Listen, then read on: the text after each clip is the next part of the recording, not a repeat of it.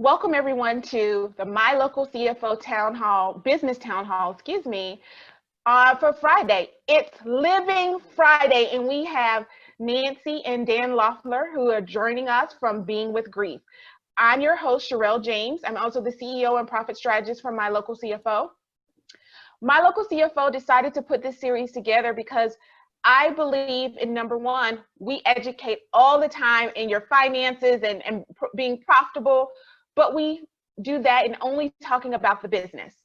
And sitting back, not only do I run a business, but I am a person. I am an individual. I am a business owner. And so this series looks at the business owner as a human. So we went from Monday having a transformation expert, Dr. Akila Faye, talk to us about Mindfulness Monday, to Tech Tuesday with Kenyatta Powers, the CIO from Maryland's DHS, to Wednesday, Helen Moses with the Communication Wednesday. And then yesterday we had Pastor Al G talk to us about a soulful Thursday, where we talked about imagination and dreaming and why they were important to your purpose. Now, here today, I have Nancy and Dan Loeffler, who are grief and loss coaches, among a lot of things. And we're going to be talking today about what is grief, what is loss, how to identify it, but more importantly, how to just live through it all. Now, I want to bring Dan and Nancy on to talk about, just to start us off with a little bit of your, thank you for joining us today. Tell us a little bit of your story. Thank you, Sherelle, for having us. We're really excited to be here.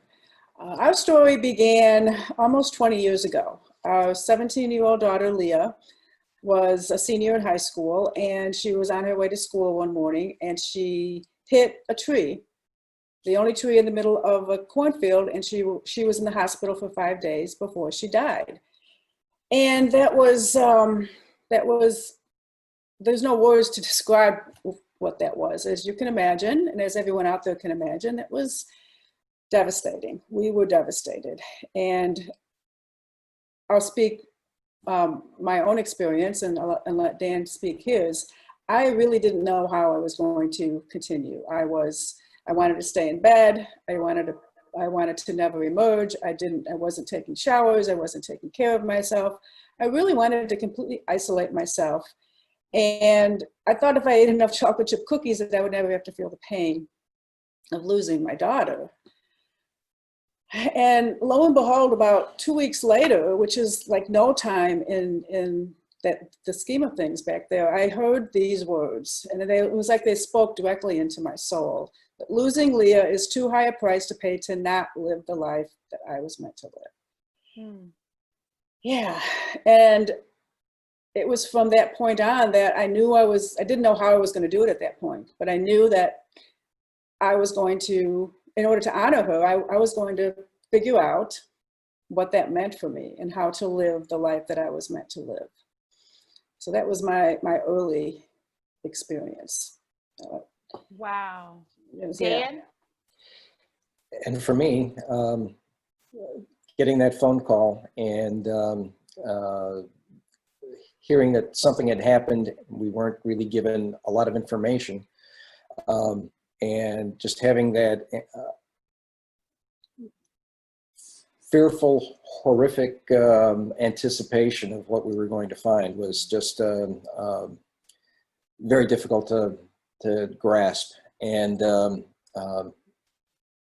when I look back at it now, realized that, and my first intention was we had to get on with our lives.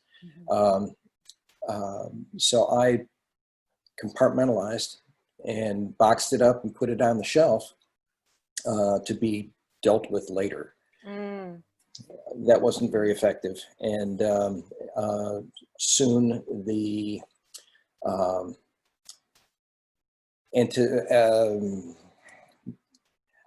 unmet feelings, expectations, emotions that were locked in that box on the closet shelf had to find expression. And it wasn't until I was willing to look in and deal with the feelings that I was able to come to some sort of resolution and begin the process of healing. And it doesn't happen overnight. It is a process. Yeah, definitely. Now, so because of this event that happened in your life, and thank you so much for sharing it with us, you founded Being with Grief. And so tell me about Being with Grief and what you guys do with this company. Being with Grief is the way that we help others to navigate their own grief journeys. I was working in corporate America when Leah died, and eventually I knew that work was no longer serving my soul, serving my heart. When I left my job, I knew I was being called to help others to navigate their grief journeys. And I began to create a program that was similar to the one that I walked through, that healing my own grief. And it wasn't something specific. It was something that I put together through the mindfulness meditation, that present moment awareness meditation that I teach, through recognizing the importance of self-care, through recognizing the importance of creativity, to connect me back to the essence of who I am and always have been, and to allow the full expression of me, the person that I am, to come forward. And that is eventually what led me to the life that I was meant to live.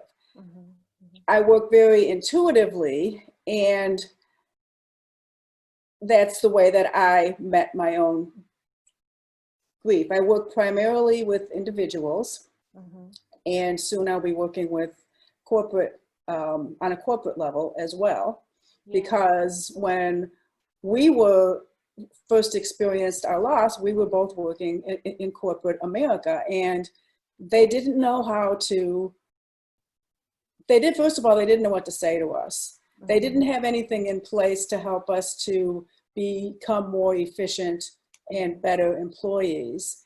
And just a statistic that we talk about all the time, the Grief Recovery Institute, which Dan is what Dan is certified in, the Grief Recovery Institute has a statistic that's outstanding, or that's astounding rather. It's outstanding too, but it's the yearly effect of cost of grief in the workplace exceeds $7.4 billion a year. Oh my goodness, 7.4 billion. 7.4 billion, and that's from safety issues, lack of concentration, and poor decision making. Yeah. So did I make poor decisions after I went back to work? I'm sure I did. And I had no way of dealing with that at the time. So it's really important, I think, to bring this into corporate America. Absolutely. And so I'm glad that we could get both of you today and talk about it, because I think that what we think about is, especially in business and in corporate America, okay, this is my job, or I do this in business, and then I go home and I'm another person. And the truth is, you're one person. You're one person. So whatever's happening at home is going to affect you in your business or at work. And what's happening at work is going to affect you at home. And I think that we try to separate those things out. The compartmentalization that you talked about, Dan, we try to do that, and it works for a while.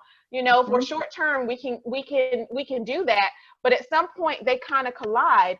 And so, Dan, I know that in Being with Grief, you have a special niche inside of the company. Can you tell us a little bit about that and why you decided to focus in that area? Sure, thank you. And as Nancy mentioned, I'm a certified grief recovery specialist, and that was a program that was instituted at this point probably 35 years ago. Started by a couple of engineers who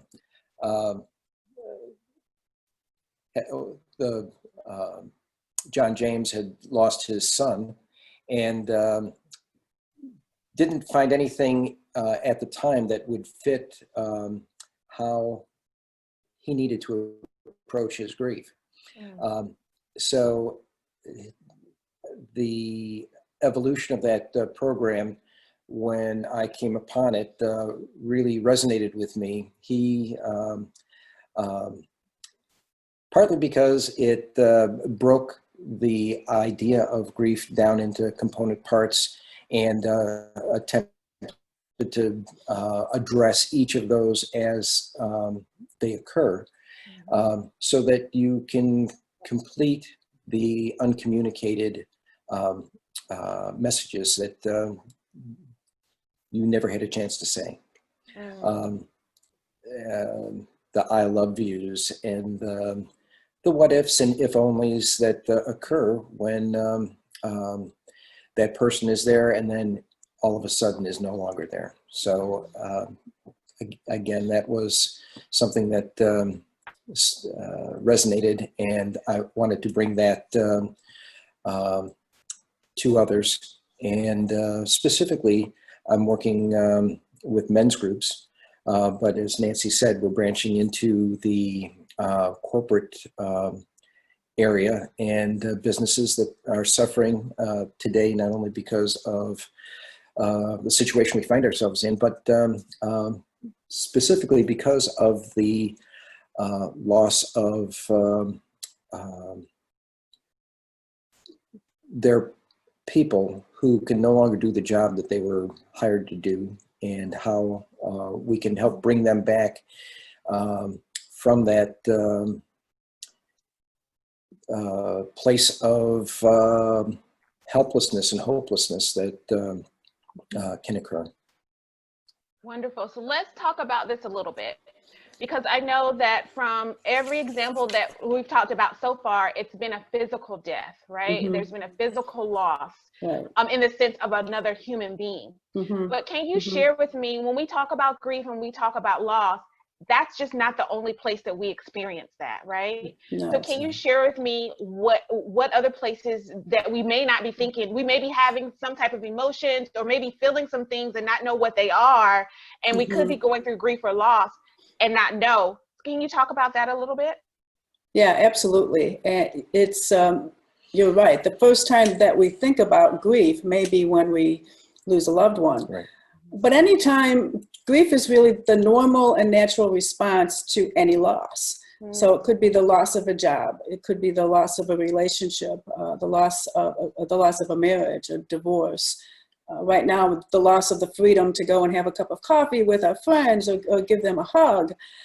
There's ambiguous grief, which is when a person is physically here but not mentally. There's a few examples of that, or they're mentally here but not physically.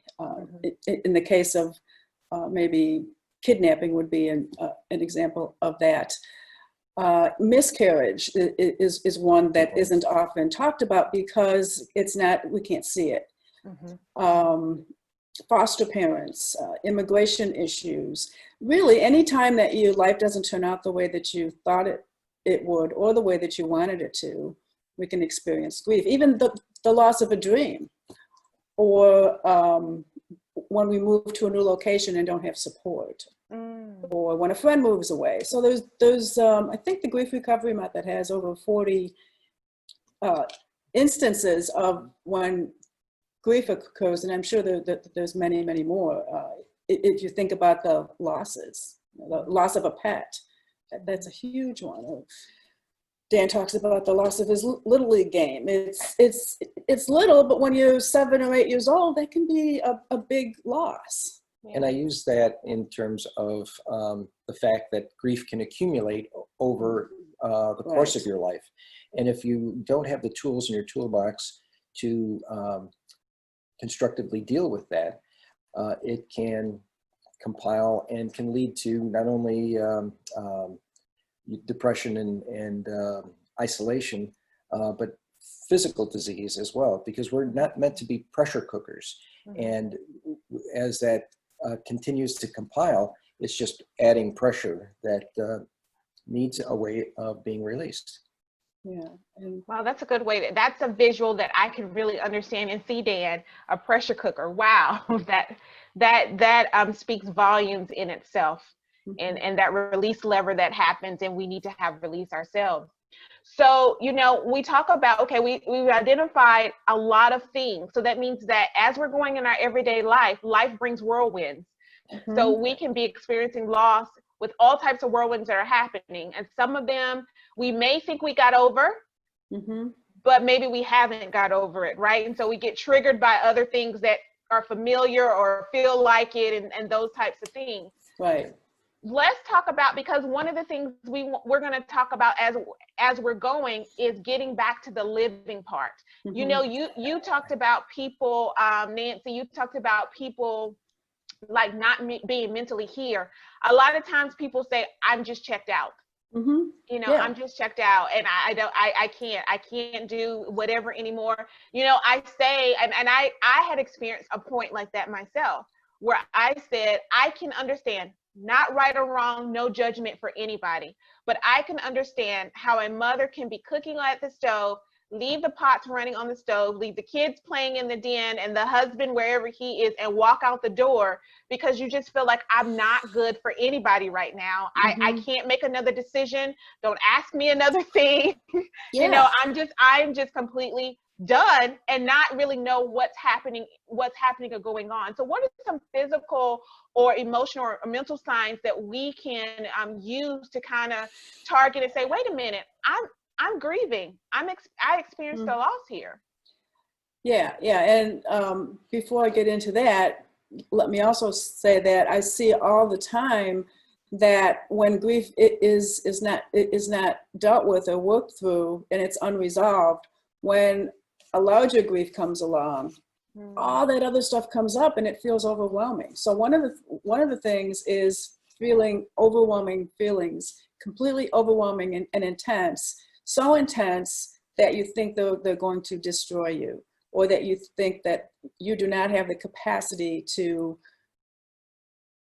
even let a little bit out, because like Dan said, if you let a little bit out, then it's going to be so intense that you will be destroyed. I felt at times that I was going to be completely annihilated if I allowed myself to feel the intensity of those feelings. Also, isolation, self-isolation, isolating to the point where you're not talking to anyone. You don't want to talk to anyone, whether it's on the phone or in person. And then for me, a big thing was not wanting to take care of myself, or not wanting to participate in my life, wanting to stay in bed, wanting to eat so that my feelings, hoping that my feelings would be numbed. Or I think those were the three big ones for me. Certainly, as you mentioned, checking out, no longer having the capacity to focus is another big one. And especially when you're in a job site situation, that can lead to accidents and have a repercussion on the business. The other obvious one is when people check out, and as Nancy said, they use things to numb the pain, and that could lead to addiction. And you know, that could be anything. That could be retail therapy. It can be overeating. It could be having too much to drink, or turning to other substances that might help in the short term, as they're prescribed and intended to be used, but in the long term, with relying on them too much, obviously can lead to bigger problems. Yeah. So now, what should we do? So oh my gosh, you're saying these things and they're resonating with me. They're hitting me in my heart because no one else knows. There's something that you say, Nancy, that I love, and I'm going to read it here. Grief is the toughest experience most of us will ever face due to cultural norms that require it to be silent and a lonely journey. which is, it's that in itself speaks volumes, and it's so true, because no one knows what's happening on the inside of us first. Right. And then it's kind of faux pas for me to talk about it. Right. You know, because nobody else, nobody knows what to do with it. So even saying it now makes everybody else uncomfortable. Exactly. So what are some things that if I'm saying, okay, these things that you're talking about, I can see that, especially now, you talked about being in the house and not being able to just go at your will, you know, what kind of things do I need to do, like routines, or what needs to happen? Yeah, well, routines are great. It's really important to have a routine when you're grieving, because another thing you feel is out of control. You feel like everything is out of your control, and we're living in the unknown. Not just now, but when we're grieving, we're living in the unknown, and we're always living in the unknown. We just think we're not. We just think we have control of everything. So what can we control? And one of the things that we can control is a routine, a simple routine. Even now, every day I get up and I take a shower, I get dressed, I'll work out at some point during most days. I have a routine. When someone is grieving, it's important to start having a routine, but start where they are. I always have my clients to start where they are, because that's what is, you need to move through it, not push it away. There's a myth that Dan talks about that, and we hear this often, time heals all wounds. And it's not just the time, it's what we do during that time. So having a routine is important. Gratitude is really important, because we think when we've had a devastating loss, or I've even had people now tell me, there's nothing for me to be thankful for. I can't do what I want when I want to. There's always something to be grateful for. I'm grateful for the sunshine. I'm grateful for good food to eat. I'm grateful to be quarantined with someone that I love and that I can get a hug from. I'm really grateful for so many things. So when you're grieving, what can you be grateful for? Clean water. So that's important. And self-care. And self-care, we hear a lot about self-care.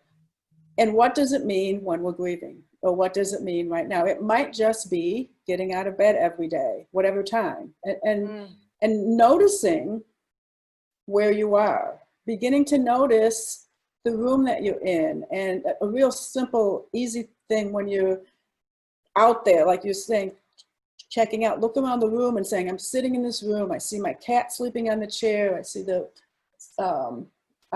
trees outside, and put yourself in your space rather than being out there somewhere. Look at self-care as it applies to where you are in each moment.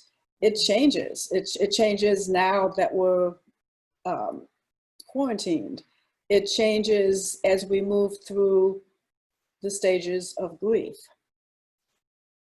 So that's one of the places that I always start. Another thing that just Nancy brought up is that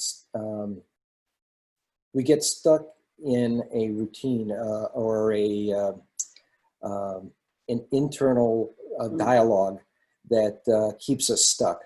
And when you do look out into your world, into your room, your situation, focusing on those things can help turn off that cycle of negative thoughts and, how am I ever going to overcome this? Or what other,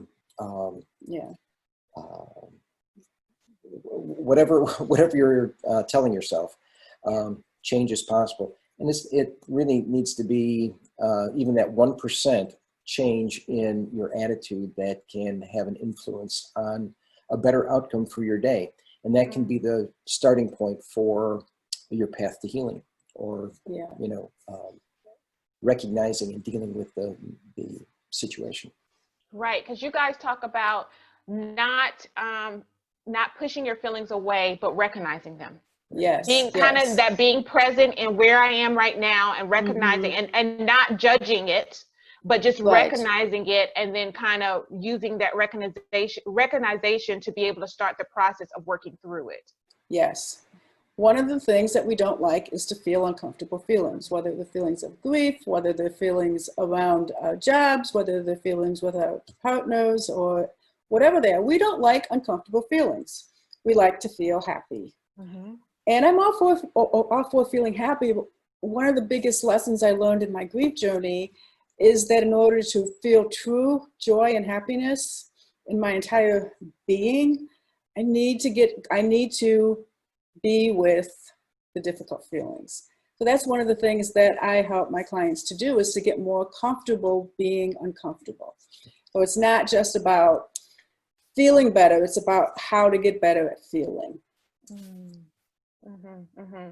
So now let's talk about this. So I'm recognizing my feelings, I'm staying present, I am kind of moving forward, but you just said something. Grief is a journey.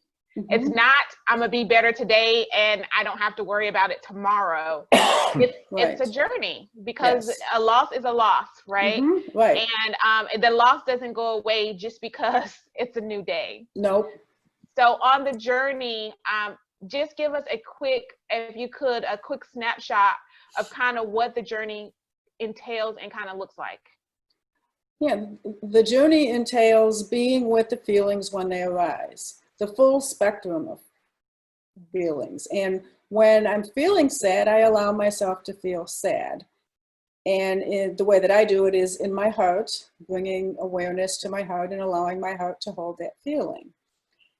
And then it eventually moves through. And it's kind of like a cloud. You know, today it's a cloudy day here. It's cloudy, and then the clouds are moving through, and sometimes we see the sun. A feeling can be like a cloud. Mm. It's there. It's not good or bad. It's there. Sometimes they're different colors. Sometimes they're really heavy. Sometimes they have rain in them, and there's hardly any light. And when they rain, they move through. Feelings are the same way. And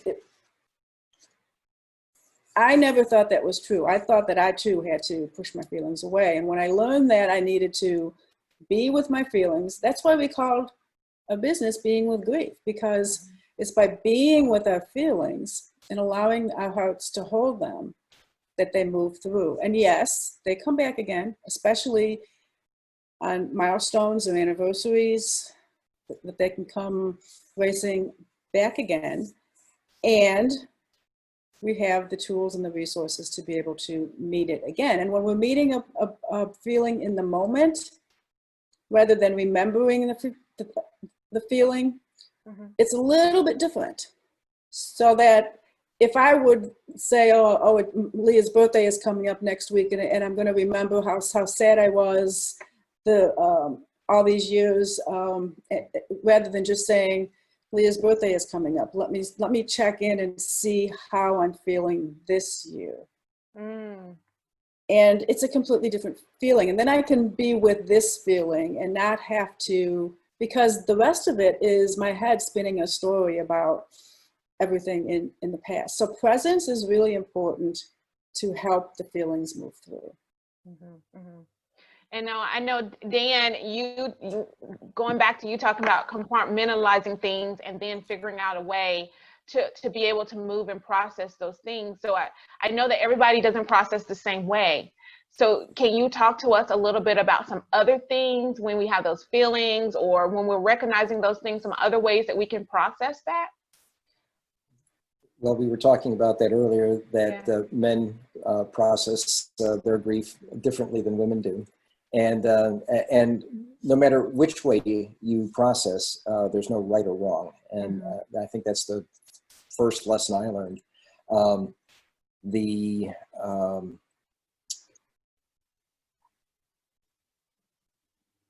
Beyond the compartmentalization, when I realized that wasn't working for me, and that I was stuck, and that I was checked out,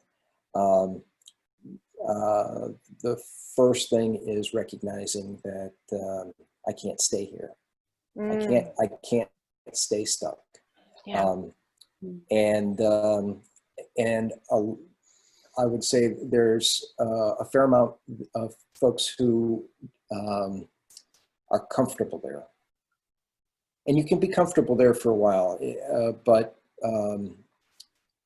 like you said, it's a journey, and this is a bump in the road, and it has those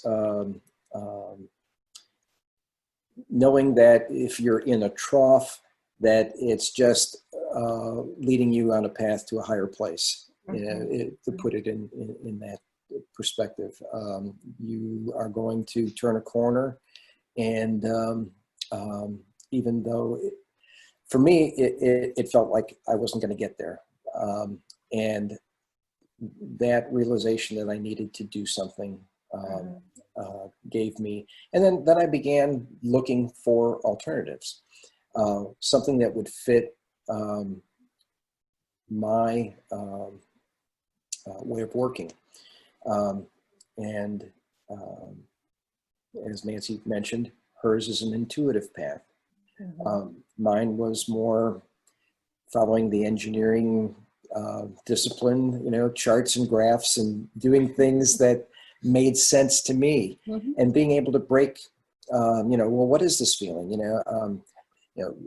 Some of the work that I do, especially again with men,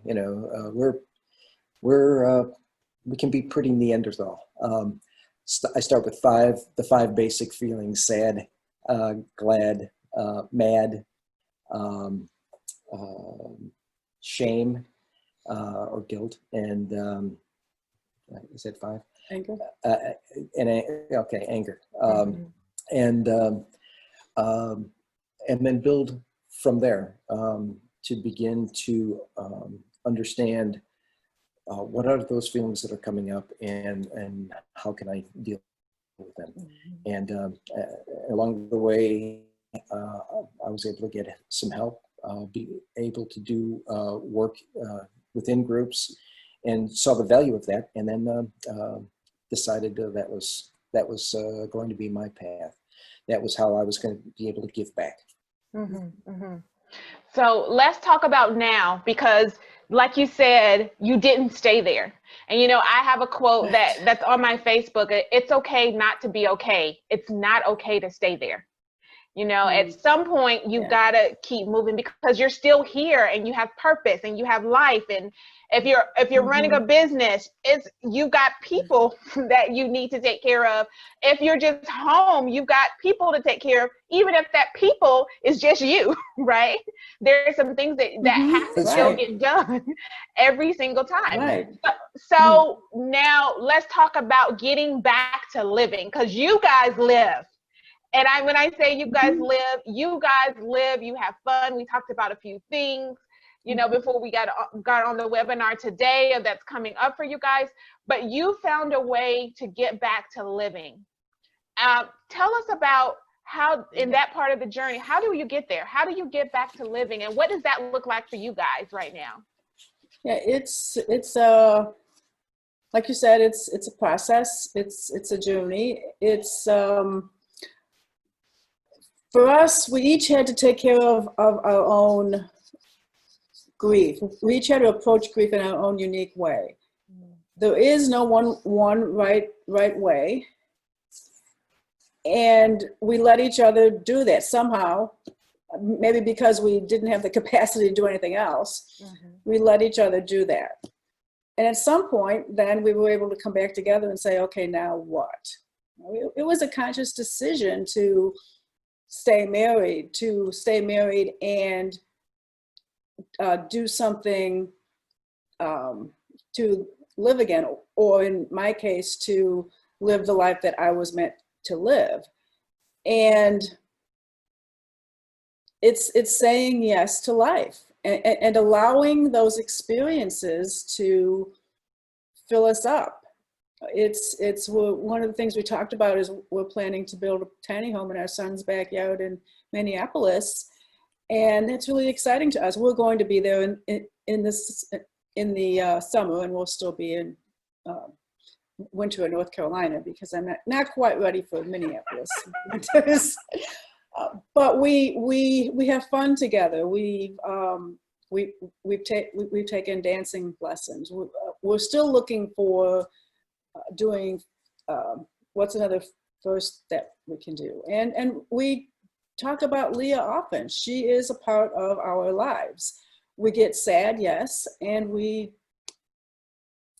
give each other grace to be able to move through that. We truly appreciate living this life. And what I found is that I thought that when I reached the point of helping clients, I thought, okay, this is it. This is the help.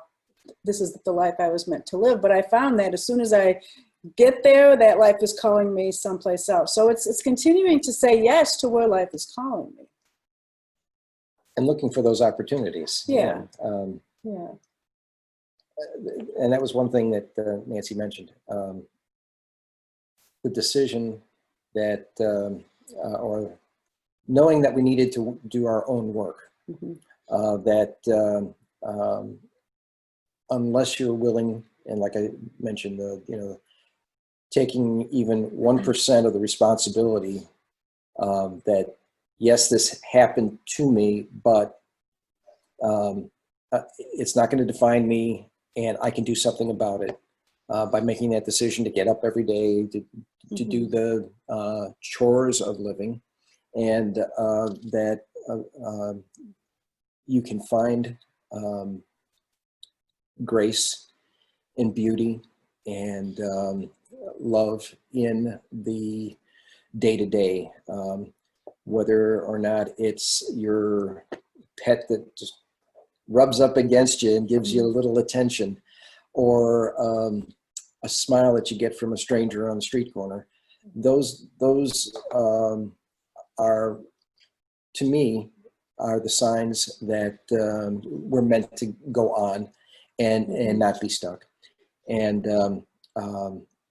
one of the decisions, and a lot of people who have, again, in our example, loss of a child, can't stay together. They make that,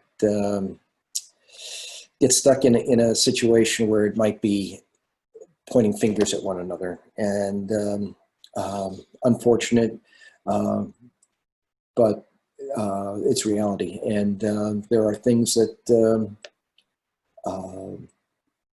this kind of work can help people through those kinds of situations. So, you talk about something that is very, very appropriate for today's time. And that's, we know we're going through the pandemic and we're stuck in the house right now. And everyone in the house, from the kids to the parents to whoever, the dog, the cat, the pets, whoever it is, everyone's schedule has been disrupted, what their normal was. So in a lot of ways, everybody is feeling a loss. Like the pets are looking at you like, why are you here? This is my time. Right. My nap time. Right. This is my time and you're all in my way. I usually sit there type thing, the kids are wanting to see their friends, and they can play outside some, but they're still confined to all the things that they're used to doing, because even looking at losing their teachers and their friends at school, and the way that school is to develop something different. And I think that's what you're talking about, the way we pivoted in this time to go from meeting it face to face to meeting on a webinar platform. It was a loss. There's a loss there, because some people are just people. Right. I need people around me all the time, and now I can only see you. I can't touch you. I can't hug you. I can't high five you. I did a pinky promise with a young man. I was talking to him, and he's very dear to my heart, and his mom was saying he was having problems doing his homework. And so we built, we sat at the table like a boardroom, me and him, and we talked about what the issues were and came up with an agreement of some things. And we had to do pinky promise over the webinar. It's how we did pinky promise. But I say all of that to say, in this time, that people are feeling anxiety and they're feeling all kinds of emotions and dealing with their own individual loss and can't really get away to deal with the individual loss they're having, Right. because there's nowhere to go. How in a household, how as a family, trying to help keep everyone together, because I do believe that and I hate to say it, but I do believe that we're going to see stats of bigger depression, bigger suicide, bigger divorce, bigger domestic violence, just a lot of things, because people, and that's one of the reasons why I wanted you guys on and I wanted to talk about this, because I know that that's not postpartum, but PTSD. You know, that they don't even know that they're going to have later on. What are some things that you recommend to do with the kids, with the spouse, by yourself? What are some of those things that they can do to deal with those anxieties and what may be going on with them? Yeah. I think the first thing is to take care of yourself. You know, make sure that, you know, I'm still doing a regular meditation or prayer time every morning. I'm doing my own writing. Those are just some of my self-care rituals that I do. I need to be centered and grounded in myself before I can help anyone else. So that's the first thing. And then right now we don't have kids in the house, and that would be, I understand how that could be just such another layer that could be really difficult. I would say help them to connect with their friends virtually if they can. I think that they're doing that with teachers. Help them to express their feelings. You know, kids are real good at expressing feelings. I've been doing some movement to help move feelings through, grief, feelings of fear or anger or sadness. Movement is a great way to individually or even collectively. So those dance parties are great. And really listening to each other, providing opportunities to listen to everyone else, because we aren't often listened to. I mean, really listened to. Any other ideas you have? Well, one of the things that you often talk about is your self-care rituals. Yeah. And you can apply those ideas of what are the things that bring you joy. Yeah. Make it not only make your list, but sit with your kids. What are the things that will really make you happy today? It might be reading a comic book or having a bowl of popcorn, but that kind of can take some of that steam off of the pressure cooker. Yeah. And going outside too. Yeah, going for walks. The simple stuff, but just enjoying the moment. Yeah. Wow. Now, as a couple, you talked about it a little bit, and as we're wrapping up, I want to make sure that we talk about, so we, as an individual with the kids, but as a couple, what is some advice you could give to a couple that may be going through some things right now where one person, like a loss of a job, or both of them have a loss? Because sometimes the loss of a job is grieving for both of them, you know, not just the person that lost a job, or anything that happens in their world, because you're so close and your lives are so intertwined. As a couple, what would you say to them? What do you think the number one thing or the top three things were that kind of allowed you guys to, as you worked on it individually, to still come together and be able to stay together as long? How long have you been married? 43 years in October. Oh, wow. Congratulations. I'm about to get some other secrets later. I'll get other secrets later. And I have to say too, this year in October, we'll have known each other 50 years. So. Oh my gosh. Yeah. Amazing. I love it. I love it. So what would you say to keep those years going? Because I know that those years were not easy. You know, we're not saying that there was a rose year and you guys were skipping through the house. So what would you guys say to couples? We do that now, but no, yeah. Keep skipping. The first thing is to take care of yourself. Do your inner work. Do the work that connects you to the essence of who you are, whatever that looks like. It looks different to everybody. Mm-hmm. Do your own inner work and take care of yourself. Another thing is to listen to your partner, listen to what they're saying, and have fun together. Have fun together. Play. These days, having fun is not quite the same because we can go out in front, we can go out and back. We can go for a walk around the lake. We can't go to the movies. But those are my top three. Dan? All right, guys. Girls, don't pay attention here for a second. For me, I think one of the most important lessons that I've learned is to be vulnerable. Mm-hmm. You have a partner who is there at your side, and you've made a commitment to one another, but you can trust her or him, as the case might be, to allow yourself to be vulnerable, to open up and share those fears and anxiety, so that there's nothing being built up between you that will allow that communication to continue to flow. It was one of the most important things in the success of our time together. Difficult sometimes, but with practice it becomes easier, and you gotta it's being strong in a different way. So I think that was one of my big lessons, and then listening, as Nancy said. We joke about it sometimes when she wants me to listen. She'll give me a cue,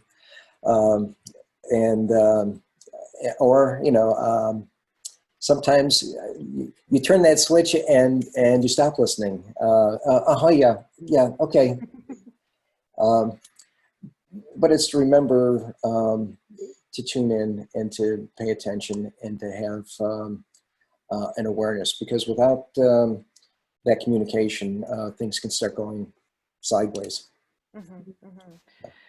Guys, thank you so much. Now you guys watching us, whether it's live or in the replay, know why they're some of my favorite people. I love you, Nancy and Dan. I really do. And I'm so glad that we've had this time together. I know that this time that we've had together will help a lot of people deal with what's happening today, but also things that may come up tomorrow. You know, my local CFO town hall series is really about the person, not just the business, but about the person. Because without the person being whole, being able to move with clarity, being able to move with vision, and being able to be transparent enough to yourself to know where you want to go and where you need to be, then you can't go after the purpose that you're meant for, and you can't build the business that you wanted to build. So today, I hope that you learned a lot of things. I know it was a heavy topic today, but at the end of the day, the takeaway is you can get through whatever is happening, whatever comes up in your life. As Nancy said, it's just a bump to get through. And as Dan said, compartmentalization is not the way. It's not the way at all. You have to push forward, push through it, recognize it, and know that you're okay today. Just where you are and who you are okay today, but there's work to be done. And so on that note, I want to say thank you for watching the My Local CFO Business Town Hall meeting. I want to say that yes to life, absolutely, yes to life. You have a life to live, and you have people who love you. Even if you can't see them right now, you have people to love you. This series is not over, people. We have 2 more days Tomorrow is Investment Saturday. We'll be talking with Ed Plakowski, who's a CPA. We'll be talking with Ulrich Edmondson, who's a financial representative, and none other than Derek James, the CFO of My Local CFO, will be on to talk to us, not about investing stocks and bonds. So I want to make sure you guys are clear about that, but investing in your life, investing in you, and investing, understanding from a financial perspective of how that investing works. And Sunday, we have Laura Valentine that'll be coming with Relationship Sunday. We kind of talked about it today. You know, you're in this house with all these people. Do we like them? Do we love them? I mean, we used to spend some time away from them, and now we're just with them 24/7. What's happening? What's going on? And how do we deal with that? Nancy and Dan, thank you for being here today. To our viewers, I want to say I look forward to seeing you on tomorrow. You all take care. Thank you. Bye-bye. Thank you. Thanks. Bye.